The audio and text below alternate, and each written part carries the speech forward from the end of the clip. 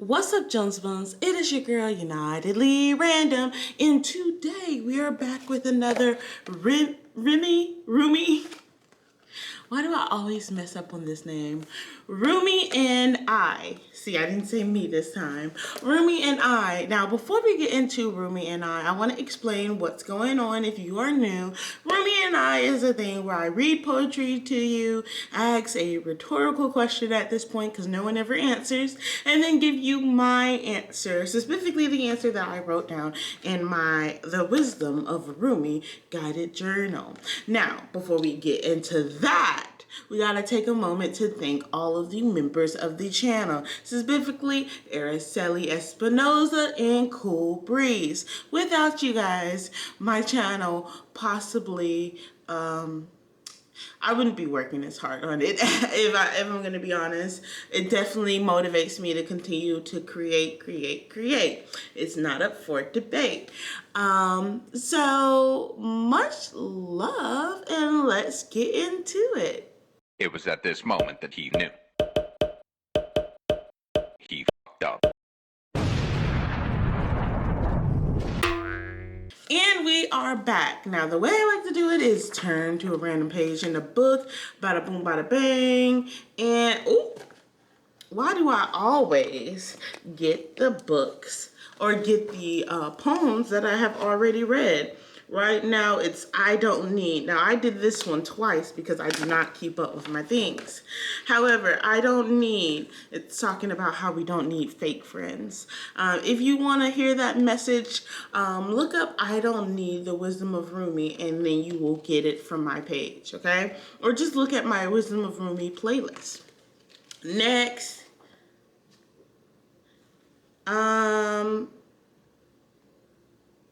I feel like I've also done every moment, which asks, what have you been ignoring? See, and that is the problem with doing this and not putting a mark on the page when I do it. Okay, come on, sweetheart. Today is Come On, Sweetheart. And the question is, what are some of your favorite memories with a best friend? And also, the reason that I do this is because I want to get better at reading out loud, projecting my voice and stuff like that. So you're just coming along for the ride. Come on, sweetheart. See what I did there? Come on, sweetheart, let's adore one another before there is no more of you and me. A mirror tells the truth. Look at your grim face, brighten it up, and cast away your bitter smile. A generous friend gives life for a friend. Let's rise above this animalistic behavior and be kind to one another. Spite darkens friendships. Why not cast away malice from our hearts? Once you think of me, dead and gone, you will make up with me. You will miss me. You may even adore me. Why be a worshiper of the dead? Think of me as a goner. Come and make up now. Since you will come and throw kisses at my tombstone later, why not give them to me now? This is me, the same person. I may talk too much, but my heart is silent. What else can I do? I am condemned to live this life.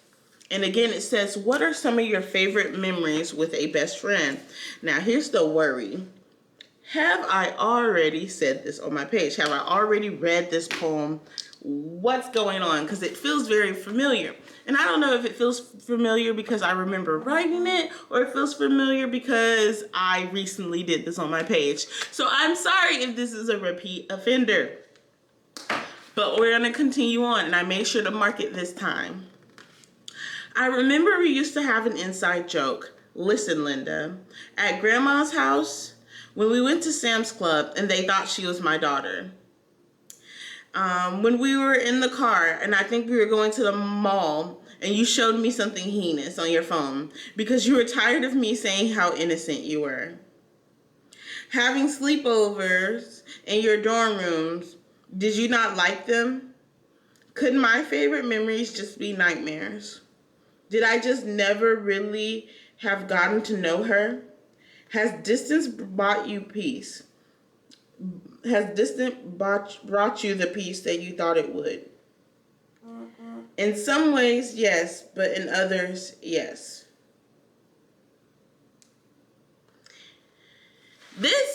like, I don't know if I can like really hide who this is, but this is about my friend from college, especially because it said dorm room. I only really had one friend in college, and things did end in the end. Like, I don't even know if you can say amicably. I think I was just getting frustrated. She was just getting frustrated. We were getting frustrated with each other. I was getting tired of being depressed all the time. I was getting tired of being down all the time, and I had a lot of motivation to make my life better, to work on me. And I started saying, "Oh, I want this in a relationship. I want that in a relationship." And the more I said, "Oh, I want a relationship that works like this," the more the relationship started to crumble. It was like the relationship wasn't meant to grow with me. And you know, there's people in your life for a reason, people in your life for a season. But it's like, I felt like I gave in any other relationship in my life. That was one of the relationships that I gave my all from the beginning, not to the end. I gave up in the end. I really did give up in the end, but I gave my all when I was giving my all. Um, it's comfortable. It's comfortable to not be friends with that friend anymore. I always felt, I don't know, I always felt like I was the bad guy when dealing with that friendship. Not, it wasn't jealousy or anything like that, but I always felt like I kept asking for more, more, more, more. Specifically, communicate more. Be able to talk to me. I want to hear you. Like, when I get on the phone, I know I'm going to ramble. When I get on the phone, I know I'm going to vent. Hey, can you put yourself forward? Can you pause me and give me your day? Because I don't want to continue to dominate these conversations. But also, I did not have it in me to just stop the behavior. It's just a manner of how I communicate. And I also was going like it, I think communication was the biggest issue, if I'm going to be honest. I didn't have the patience, and I don't think she had the personality of a communicator that I need to have. So that's what happened. It wasn't, I think that we communicated in our own ways, but our communication styles did not match. And I think that that's another reason why the rift was so big, especially towards the end, because in the past, when you're face to face with someone, it's easier to be face to face with someone. It's easier to talk. It's easier to share experiences and things like that. But then I think I started to change. Um, living life started to get harder for me, and I started to change. And I don't think any of us could have realized how much I was going to start to change in life, because I think that that change caused rifts that were a little bit unable to heal. And there was frustration because I was changing, and you can't bring people on this healing journey with you. And I'm still healing. You never know when you're going to be like the start to the end. And honestly, with the healing journey, do you ever really end?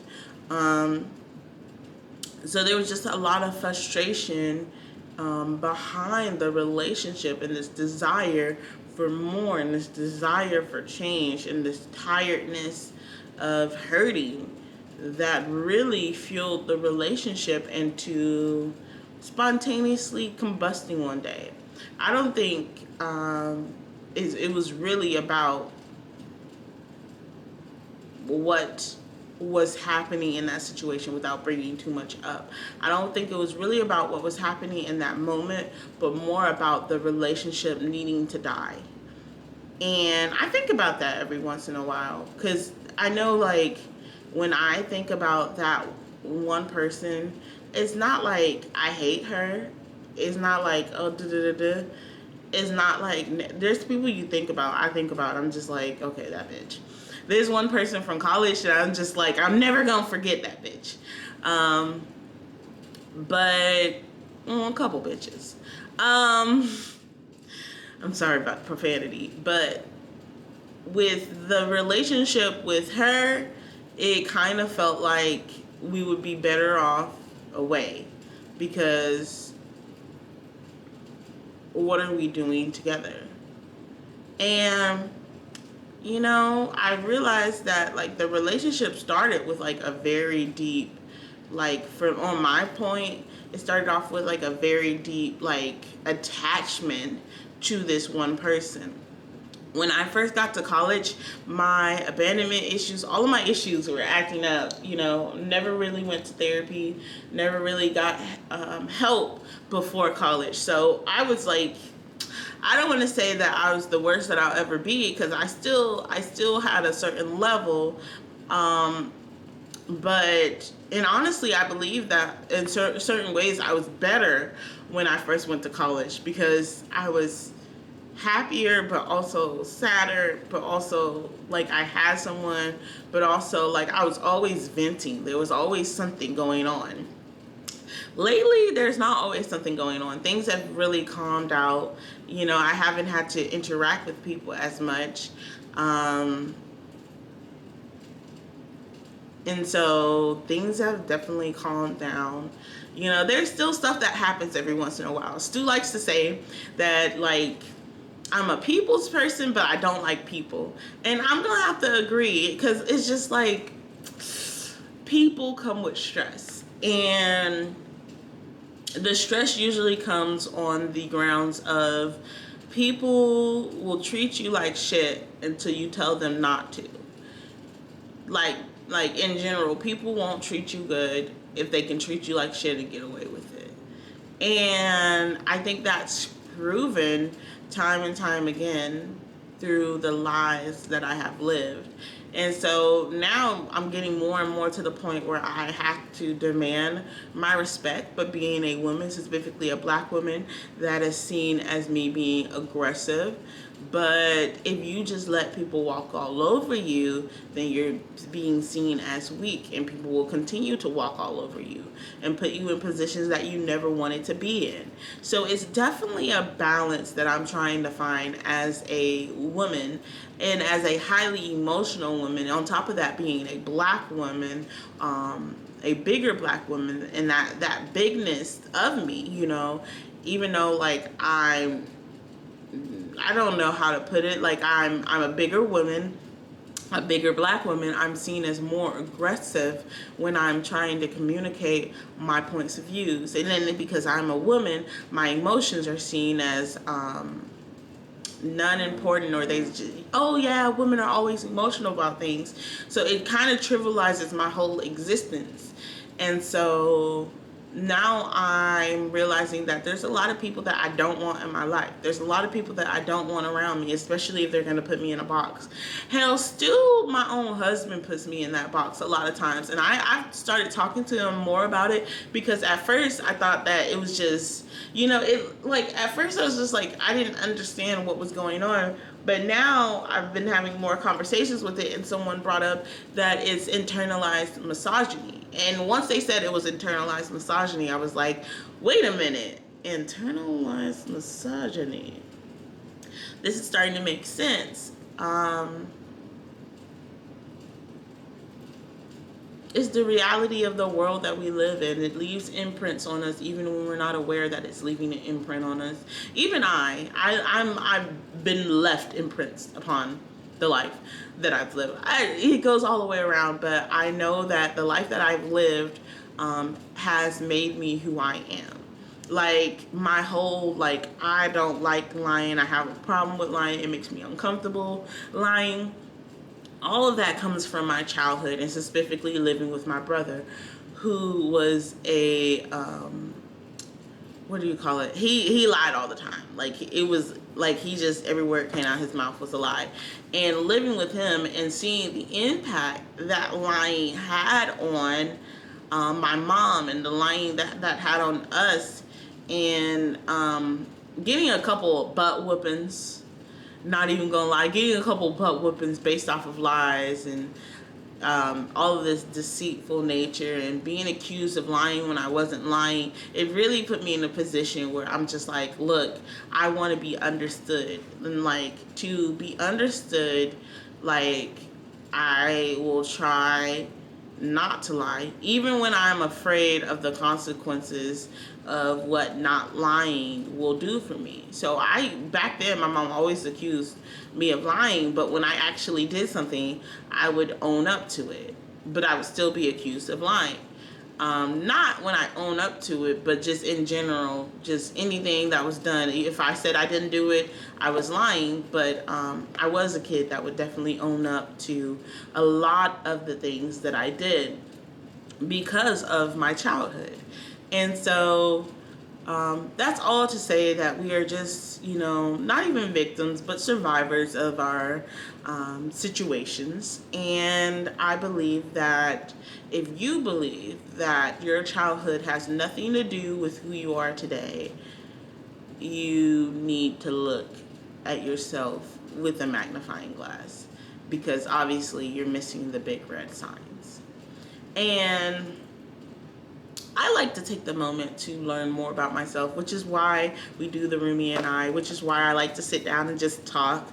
Honestly, I said it before, I'm going to say it again.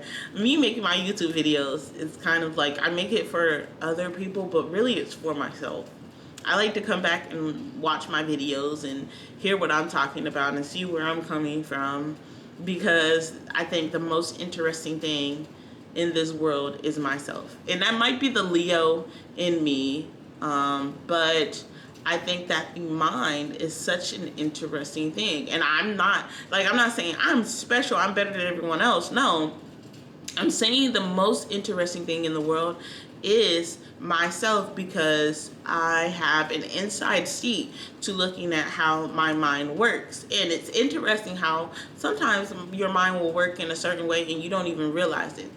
There's these unconscious biases, there's these conscious biases, and I think the only human in this world that you'll really, really, truly get to understand is yourself, but you have to let yourself understand yourself. And even then, you won't know everything, not a 100% at all times, everything about yourself. So I don't think that is a narcissistic thing to say that the most interesting thing in this world is me, because I think that the mind is really what's interesting.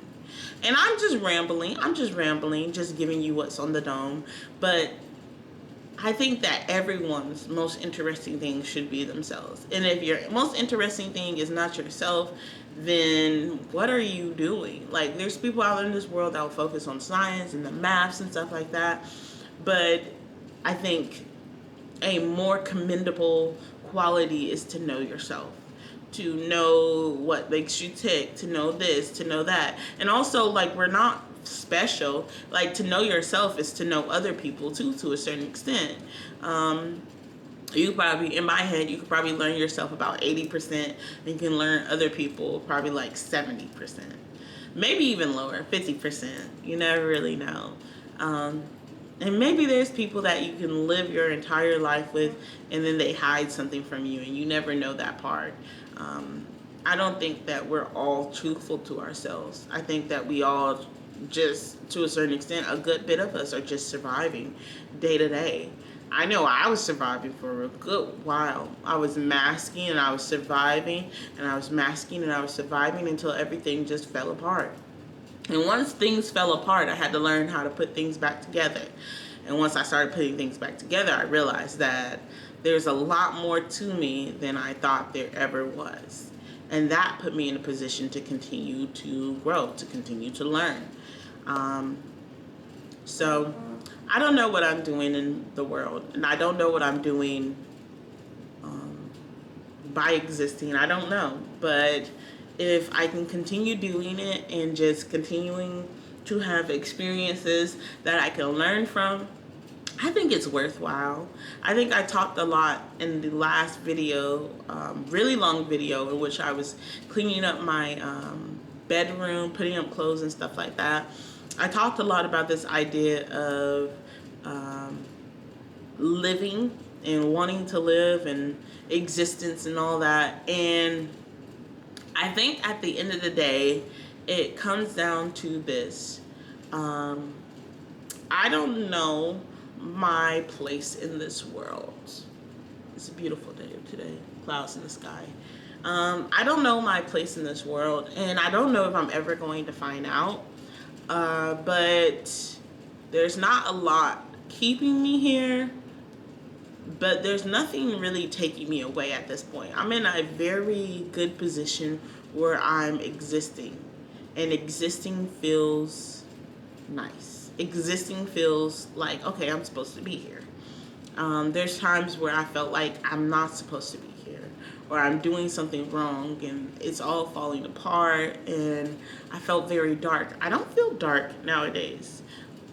I do feel like I still have to work on myself. I really do feel like I still have to work on myself. And I have to work on asking for help when I need help. And I have to work on not being so defensive. But then again, if I'm not defensive, there's people in this world who don't really think about their impact on other people. They just think about what they want. And I'll tell you once and I'll tell you again, I think humanity is inherently selfish. And I'm not necessarily that type of person. And so when interacting with those type of people, you have to be careful. And I've realized that because I've spent a good deal of my life not being careful. So it's definitely a interesting tango, an interesting dance, if you will. But as of now, I'm gonna keep dancing it. Much love and positive vibes, and I hope to see you guys again next time. This one was a little bit of a long one because your girl likes to ramble. Also, my stomach's kind of hurting, so I gotta go to the bathroom. Oh, I gotta go to the bathroom. I don't know why my stomach be like this sometimes. But anyway, I hope to see you guys again next time. If you enjoyed the wisdom of Rumi or the wisdom of moi, the brain farts of moi, go ahead and check out the Wisdom of Rumi playlist. Let me know down below if you have any questions that you would want me to answer, how I see the world. Again, this channel is all about me, but you can be a part of me too.